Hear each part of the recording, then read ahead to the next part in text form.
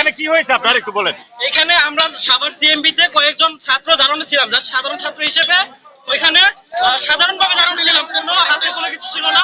তখন পুলিশের 3-4টা গাড়ি আসে, গাড়ি আইসা আমাদের প্রথমে লাঠি প্রথমে বলে যে চলে যেতে। যখন বলছি ভাই আমরা তো কোনো সমস্যা করতেছি না, আপনারাও ছাত্র ছিলেন আমরাও ছাত্র, স্বাভাবিক কার্যক্রমে পরিচালনা করতেছি, দাঁড়িয়ে আছি, তখন তারা লাঠি চার্জ করে চলে যেতে বলে। লাঠি চার্জ করেছে, তারপরে আমরা শরীরে 10-15 জন যাচ্ছিলাম, আমাদের সবাইকে গুলি চালায়। এই প্রতিজনের মধ্যে মাঝখানে আমরা কোনো প্রকার কোনো অফারেন্স করি নাই, আমরা রাস্তায় দাঁড়িয়েছিলাম, আমরা অস্ত্র টস্ত্র সবকিছু ফেলে দিয়েছি। যখন পুলিশ আসছে ফেলে দেওয়ার পরে এই পুলিশ বাহিনী আমাদের সবকিছু ফেলে দেওয়ার পরে আমরা তখন স্লোগান দিছি ওটা মেধা। এই স্লোগান দেওয়ার পরে আমাদের উপর তারা গুলি চালাইছে, আমাদের এক ভাইয়ের গায়ে তারা গুলি করছে, তারা 7 রাউন্ড গুলি চালাইছে। সব দেশে সব জায়গায় বিজেপি নামাইছে। ঠেকানো যায়নি আজকেও এবং ভবিষ্যতে তখন ঠেকা যাবে না ইনশাআল্লাহ। 52, 69, 71, 18, 19 এবং 24 কখনো ছাত্র সমাজকে দমিয়ে রাখা যাবে না, যাবে না, যাবে না।